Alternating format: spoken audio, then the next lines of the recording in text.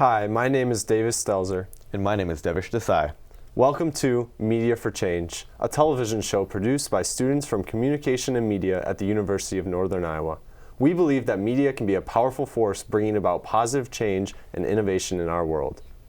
Today we'll be touching on the topic of youth empowerment and leadership. In 2023, the Zuckerberg College of Health and Sciences at the University of Massachusetts did a youth study in southern Massachusetts, and they found out that youth empowerment and leadership groups are on the rise. These organizations provide a platform for young individuals to develop their skills, express their voices, and make a difference in their communities. But it's not just about personal development. These groups also serve as a catalyst for social change, whether it's for advocating for environmental sustainability, promoting social justice, or addressing mental health issues. Young leaders are driving meaningful progress in their communities. Here in the Cedar Valley, the Boys and Girls Club is a well-known organization that serves the youth of our community. Join us as we take a quick look at some of the recent programs that they offer, showcasing their commitment to excellence and empowerment.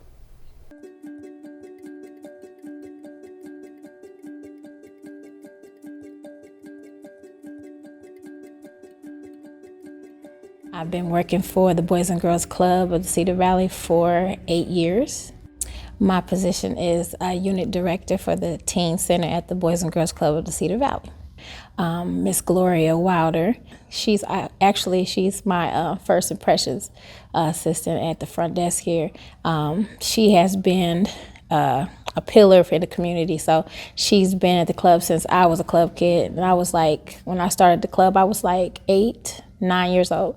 I am now first mission coordinator. I've done just about everything but CEO. I have 44 years here. I've been a program director, recreation director, gym director, you name it, I've done it, everything except for CEO. Had to do 100 hours of community service, so I was just looking around and I was like, oh, the Boys and Girls Club, that sounds fun, we can do that. And did my 100 hours, then just kept on volunteering, and then I was like, maybe I can just work here. So I'm the oldest of 4, so I kind of get how important it is to be a big brother, almost like a figure in someone's life to kind of show them guidance. I like for them to build communication with the community and network and learn new things so they can be successful. We do a little break-off sessions, and we sometimes split up the boys and the girls and stuff. And we just tell them some stuff about the reality of life, and how things are gonna change. A lot of these times, for these kids are I don't know, 14 to 17 range, so stuff's gonna get real pretty quick. And I think our job is essentially to show them that and show them to not make the same mistakes we did. I was trying to get some programs rolling where you kind of teach kids to do stuff maybe a dad would teach you or something, how to change a tire, or how to check your oil, or how to shave, or stuff like that, that. A specific thing someone would teach you this at some point in your life. I've had that opportunity to see almost the 3rd and 4th generation of youth in the community, and I get that great trust from the grandparents, parents, and I just want the best for them. And that's just a story of them engaging in doing the right things around here.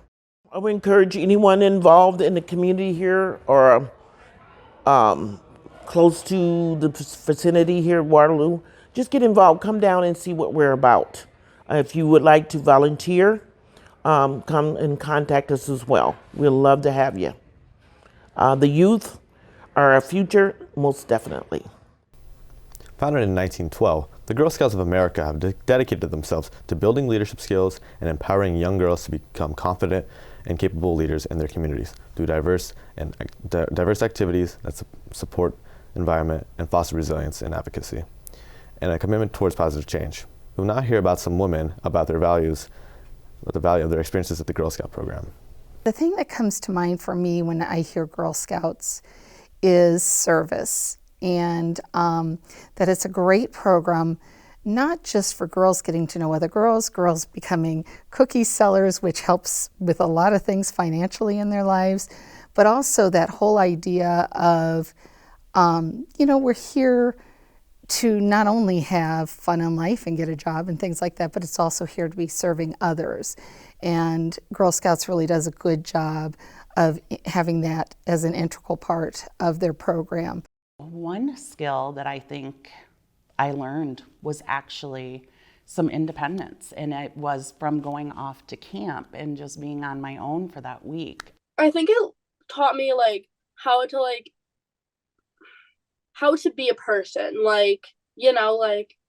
how to interact with other people, and how to treat myself, and how to just kind of understand the world around me. I think when I was growing up, the Boy Scouts making the derby cars and doing derby races, that was probably different from what we did as Girl Scouts. But I feel like now with STEM being bigger and an emphasis for women to get roles in STEM and that type of stuff, I think that's something that, a Girl Scout troop may do too. And it's not that we wouldn't have done it back in the 80s, it just wasn't really a thing. So it wasn't as encouraged as much. We really did get to know each other and know ourselves really well. It really was we were a little group of sisters, and we did fun stuff. We would go on our little camping trips, or I know we went snowboarding once. So we would do fun stuff like that, but we would also get to know what it really means to be a girl. I would say Girl Scouts, one thing about Girl Scouts is it is not overly pushy about anything, really, We love family involvement, but we don't insist that families have to be places. I really think the mission of Girl Scouts is just to make girls become productive citizens of society. It teaches them so many different skills. I mean, we work on badges that include first aid. They work on skills such as maybe lifelong skills that they can use for fun, like dancing or archery, or getting some of that activity in. So it really helps them just kind of learn and become, who they aspire to be someday. For over 60 years, the Boys and Girls Clubs of the Cedar Valley have been there for kids and families when they are most needed, after school, every day during the summer, and even all day for in-person learning. Host Payton and Jeramiah will talk to George Phillips, the program director for the Waterloo Boys and Girls Clubs. But first, this message. Hey, I need your attention for a minute. You're scrolling. But what are you looking for? Is it inspiration? Because she's changing the world. Is it adventure? Because this girl explores the unknown. Searching for your next passion project? Because she's leading the way. Every post out there is be authentic this, and dream big that. But when it comes time to take action, Girl Scouts are doing it. We're the ones making a change. We're the risk takers, explorers, engineers, athletes, artists, leaders. As Girl Scouts, we know who we are, what we're made of, and where we'll go next. I'm not saying you can't be part trendsetter, but I am saying you need to be all Girl Scout. Welcome back to Media for Change. My name is Jeramiah Stiffler. And I'm Peyton Cozzens. We're here with George Phillips, the program director at the Boys and Girls Club here in Waterloo. Welcome to our show. Thank you for having me. What role do you believe that the Girls and Boys Club plays in your community? The Boys and Girls Club is, for us, we're like the connector between school and home. We want to make sure that we're there for the kids after school when parents aren't there, they're at work, and make sure we give them a safe and fun place to be. And then also making sure that they get a meal to eat before they get home, and then also being able to have a place where they can come and have supportive adult relationships and be able to learn different things going through life. Gotcha. How would you encourage leadership among those kids? So for us, leadership starts from the top down. So we want to make sure we're modeling the way. So we want to make sure like all of our staff are trained up in the right ways. We're continuously learning, and we also give our club members opportunities to lead. We have a group called Keystone at the Boys and Girls Club, which is a national Boys and Girls Club program, and this program allows like some of our teen leaders to be able to take the lead in the club. It's almost like the student council of the Boys and Girls Club. So right now their focus is servant leadership. So they go out, they volunteer at other schools, they set up carnivals, they volunteer at different other nonprofit organizations, and then they also come over to our younger clubs and they facilitate games and different activities for the young people, just to be able to try to give back and learn how to lead themselves. And you would say that that allows like all of those kids to experience like leadership on their own, like it gives them their own opportunity to prove themselves as leaders? Yeah, so at the Boys and Girls Club, we want to make sure we give each of our kids like opportunities and expectations. So we expect them to try the best they can, and then we also want to present them with opportunities to be able to grow. And so we know that if you can learn something yourself and then you be able to teach someone else, like train the trainer or each one teach one, that's kind of how we feel. So if I'm good at something, my job is to help someone next to me and my neighbors to do well as also. So we encourage each of us as staff, and then we also try to mimic it down for our kids, and we encourage them to be able to help each other. Gotcha. And then on that mention of the mentorship and everything, what role does positive mentorship and then like role modeling kind of play into your organization and the growth and development of the children who attend? So at the Boys and Girls Club, I know now we are making sure that we continuously improving ourselves as staff members, making sure that we understand what the young people are going through today. It's a different atmosphere than, for example, when I was in high school. I graduated in 1995. It's different. There's a lot more language and understanding about some of the things that young people go through. And so we want to make sure that our adults are creating positive opportunities for young people. They're encouraging them in positive ways. They're opening doors for them, teaching them how to network. It's really important that we put these young people in front of people with aspirations. Gotcha. And with that positive role modeling, do you do like one-on-one sessions with kids, or is it always like group activities? So at the Boys and Girls Club, most of the work we do is group activities. We don't have very many one-on-one mentoring situations, just because of our organization. There's always two people to one kid, or you have to have multiple, and it's always about the safety for the kid. We do have a program. It's called OJJDP, and it's a mentoring program for for our members. Most of our staff are a part of this, and then we also reach out to some people in the community. They come in, they partner with us, and right now we have about 15 kids that are in this program. Specifically, we mentor more than that, but just for this program specifically, they come in. It's about a 9-month commitment. You meet with a kid once a week, and you just kind of talk to them about life, spend a day with them, not really the whole day, but at least an hour a week, and talk about life, do some activities with them, just encourage them to be positive. That's really what the role of it is. Throughout the entire time that you've been with the Boys and Girls Club, do you have any stories that you've witnessed growth in, say, an individual or like a group of kids? You know what? I started at the Boys and Girls Club as the team director in 2019, December of 2019, just before COVID happened, and it was an eye-opener. Everybody was kind of going through the pandemic and something new for everyone, and then I'm going through a new job as well. There was one kid, we stayed, I think we closed for about a month, and then we opened back up. There was one kid, the first day I met him because he stole the bike from the club. And someone came in the club and somebody stole my bike. And so I said, I just saw somebody riding that bike down the street with the green tires, and it was that young man right there. And so I talked to the young man about it, made him go get the bike, bring it back to the club, return it to the young person that he took it from. And actually just after that, the young man became a club member, and he started to come to the club every day.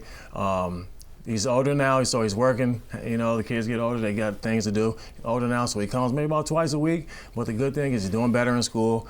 He's built more relationships with our staff. He's got more friends, and he's doing really well for himself. So it's really just not giving up on him, not yelling at him because he made a mistake, but just making sure that we're using these moments for teachable opportunities. So you could say that like this moment even though it happened so many years ago, has been something that's helped you learn and has stuck with you? Oh man, I'll say this, it started with me because, you know, the job that I'm doing is because I've had others tap me on the shoulder and maybe just be supportive of me and say, hey, why don't you try this? Or I think you'd be good at that. Or let's try it a different way. And so most of the adults, even the young people that we have in here, we encourage them to think positively, not to complain, but even if you have a problem, can you bring a solution with it? Solution like it might not work, but let's try and focus on bettering ourselves and the things that we're doing. And really that's our focus, empowering each other to be able to be independent. We'll be right back after this short PSA.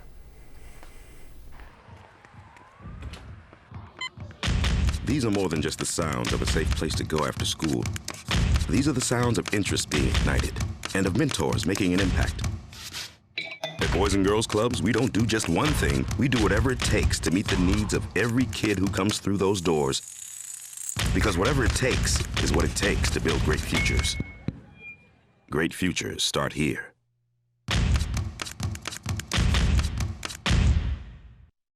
Welcome back to Media for Change. We are still here talking with George Phillips, the program director for the Boys and Girls Club here in Waterloo. You actually just spoke about that personal anecdote that you had, talking about how the development of that child. You said, you know, working more, not attending the club as much, but still 2 to 3 times a week. How deep does that growth go? Is it to direct character, or is it just outward actions, relationships with others? How is that? So I'll say the 3 main emphasis for the Boys and Girls Club is academic success, building character and citizenship, and then finally teaching the young people about healthy lifestyles and making sure that they're mentally well. So yes, that's our focus, to make sure that each of those 3 things are kind of met in our clubs. We feel like that will lead to our optimal club outcome, which means that the kids are coming in there, they're having fun. That's the main thing. We want them to be safe and have fun in the club. So really, like I said, we just make sure that we're leading them into opportunities where they can learn every day and be able to say yes and no. Sometimes it's just to try it. You don't have to like it, but we want to encourage you to try, because guess what? You're young. Most of us do not know what's going to happen in 2 or 3 years. You're 14 years old. Guess what? 18 comes very, very quick. You just don't know it yet. So you talked about how you're focusing on mental and academic success. Do you have any activities that engage that learning? Yes. Every day at the club we do what's called Power Hour. We'll all say 4 days a week. We kind of give them Friday to relax a little bit. But 4 days a week we do some Power Hour activities. I believe you showed one of our workers in earlier when you were showing some of our programming. Judson, he's actually a UNI student. Awesome youth development professional for us. He does a really good job of with math, man. You know, even my own daughter, I sent her to Judson, and I guess he just does a really awesome job of explaining, and the kids kind of flock to him. So we want to make sure we put in our kids the people that they can relate to. We do a good job of just trying to find and build relationships with the kids so that they'll trust us to be able to do activities, and that's really the main thing, to be able to build trust and build up relationships with each other. And then kind of typically, how long does it take to build that trust? How hard do you guys have to work sometimes? Yes, sometimes it's very hard. You know, we don't know what anyone is going through when they're outside of our building. So we want to make sure that they have a warm welcome when they come in there. We want to make sure that we're doing the things that make them forget about some of those problems, or to search for answers to those problems. And we know that we don't always have those answers. So we just try to make sure that our staff is continuously improving. There's no timetable on building up any relationship. It's just like adult relationships. We know how it is. Sometimes you just have to get to know someone before you start sharing with them. And I can give you just one example. We talked about mentoring before. In the past, a lot of times, like when I was young, I was just told, hey, George, go with Mr. Smith. He'll be a great mentor for you. But you don't know if Mr. Smith looks like the person that used to maybe abuse my mother. And so maybe Mr. Smith's an awesome person, but I don't know because he looks too close to the other guy. So we've been doing a lot more of inviting people in, volunteers, spending time with our club kids, and then it becomes more of a natural selection. You know, I like Mr. Smith. I kind of want to learn more about Mr. Smith. So we try to go a little bit more in that direction so that kids are more comfortable. And it's really, you have to be comfortable in your own space, and if you want to be able to grow, as a person. Yeah, having those other people that they can kind of choose to learn from instead of being forced to learn from. Exactly. Gotcha. And then for maybe some students or kids that aren't as social as others, do you have any strategies to kind of help them engage in some of the group activities? I'll say it can be very, very hard for young people. Heck, I know it's hard for many of the adults that we work with. Sometimes, you walk in there and you have 25, 30 kids who just got off a school bus with tons and tons of energy. It can be daunting for some of our new staff and also new club members, or even some that are just kind of introverted. So what we try to do is a lot of what we call community builders, icebreakers, especially in the beginning of beginning of the school year, beginning of our summer programs, and then just throughout the week. One of the things that we know we have to work on is our peer-to-peer connections and relationships. Sometimes young people can be very, very mean. But I think it's just their reaction. They're trying to learn, and if they learn that something that they said was not right or it really bothers somebody, so now it's like we have to do a better job of teaching them to say that words do hurt. It's not like the old thing of sticks and stones may break my bones, but words will never hurt. No, the tongue hurts, and we have to find better ways to be able to say things to people. And you talked about peer-to-peer. How do you encourage the kids to conversate and do activities with each other? We immerse ourselves as staff sometimes into those groups. We would take pretty much all the kids. You play some type of a name game. Or there's one activity I like to do really at the beginning of something that we'll do, like a self-portrait. And you don't have to know how to draw. You can use crayon, marker, pencil. It does not matter. Stick figure, or you can be the best artist in the world. But we'll take that, you'll draw a self-portrait of yourself, and then we get magazines and newspaper articles, anything you want. You can draw more, or you can just cut out things that show part of you. So myself, I'd stick a basketball on there and a football and a fish. I like to go fishing. I like to watch basketball, and I love football. So it'll give me a chance to put my picture up there and just kind of point around. Actually, I might have skipped a step. I might pass that over to you and say, hey, if you look at that, can you tell me what I like? And then you'll look and I'll say, I think you like fishing and basketball. And it'll go around the room. And then we just try to, small games like that, just to get kids interacting. Sometimes it's just one response will lead to more. So we find that, especially when you get those kids that can do a lot of talking, they'll encourage some of the other kids to participate. Thank you so much for joining us today. Really a pleasure talking to you, and we appreciate you taking the time to come out and talk to us. Well, I thank you for the invitation. It's been a pleasure to come out and meet you guys today. Thank you. Thank you. We'll be right back to Media for Change after this message.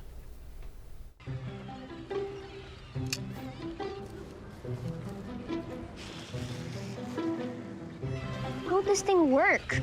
Can you help me? Absolutely. Can you help me get my kite down? Oh, excuse me. Do you want to play tic-tac-toe with me? Sure. Grab it here. Thank you so much. You're welcome. Okay. Little interactions like this are all it takes to be a big. Look, it's flying! Hey, I need your attention for a minute. You're scrolling, scrolling, scrolling. But what are you looking for? Is it inspiration? Because she's changing the world. Is it adventure? Because this girl explores the unknown. Searching for your next passion project? Because she's leading the way.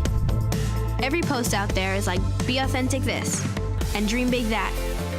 But when it comes time to take action, Girl Scouts are doing it. We're the ones making a change. We're the risk takers, explorers, engineers, athletes, artists, leaders. As Girl Scouts, we know who we are, what we're made of, and where we'll go next. I'm not saying you can't be part trendsetter, but I am saying you need to be all Girl Scout. Welcome back to Media for Change. The Cedar Valley has many different opportunities for supporting and keeping the youth and their minds engaged. Being involved in STEM, science, technology, engineering, and math, at an early age can create a long-lasting opportunity for curiosity, develop problem-solving skills, and inspire future innovation within our youth. With over 50-plus exhibitors, we'll now take a look at the Cedar Valley STEM Fair, hosted right here in the Unidome at Cedar Falls.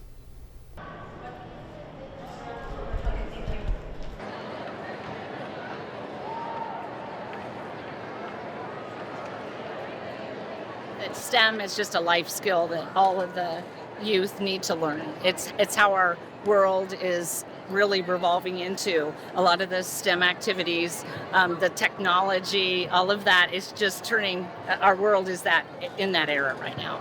Yeah, I think this event supports the youth a lot because we work directly with Waterloo schools and Cedar Falls schools, and we do marketing to both those schools, and we contact with the Catholic Cedar Valley schools and get their support from them. We send stickers home with the kids to kind of get them as a reminder, one, for parents and the kids, but also to get them kind of interested in it. And when they come here, they're exposed to a lot of different opportunities and a lot of different occupations that many kids might not think of relate back to STEM. So it's just a great opportunity for them to not only learn about STEM, but also just get experience and get interest in it. I think there's another one. They think sometimes math is math, science is science, but they don't realize all the different applications. And if they don't get to see it being applied in different ways, they will never know. Go. So whether they choose to go to a 4-year college or Hawkeye Community College for a 2-year, they all need that tech, STEM, engineering, mathematics component in their lives. And that's why this event is so important, because we expose the youth to those kind of concepts and tell them where they could, where it could lead them in their life. Oh, that way. There you go. Heck in now. You're getting it. I work for John Deere as a mechanical engineer. Out here in this event particularly, we're talking about things like the John Deere apprenticeship program for high school kids, internships. So we don't have a lot of college kids here today, but other events we do. And so it's just, in a nutshell, it's to get young people thinking about what they want to do with their lives, what they enjoy doing, and what they want to get into in the future, even if it's not STEM. Just to start the process going, the thought process going. We see the robotics that are occurring in John Deere. If they can go and get a degree in technology, engineering, math, it opens up so many more doors than what it would limit them if they didn't have that access. I think STEM is in a lot more than what people think it is. I think a lot of times they just think it's in like engineering or building, and it's in a lot more. And I think that's something that this STEM Festival highlights, is being in multiple different occupations. As we conclude our exploration of youth empowerment and leadership programs, we've witnessed the vital role they play in shaping the future. From the Girl Scouts empowering girls to step into roles of confident leadership to a diverse range of organizations nurturing essential skills and core values, it is evident that these initiatives are now more crucial than ever before. We need creativity, innovation, and determination of our youth more now ever than before. By supporting youth empowerment and leadership groups, we're not just investing in their future, we're investing in ours. This has been Media for Change. Thank you for joining us, and see you next time.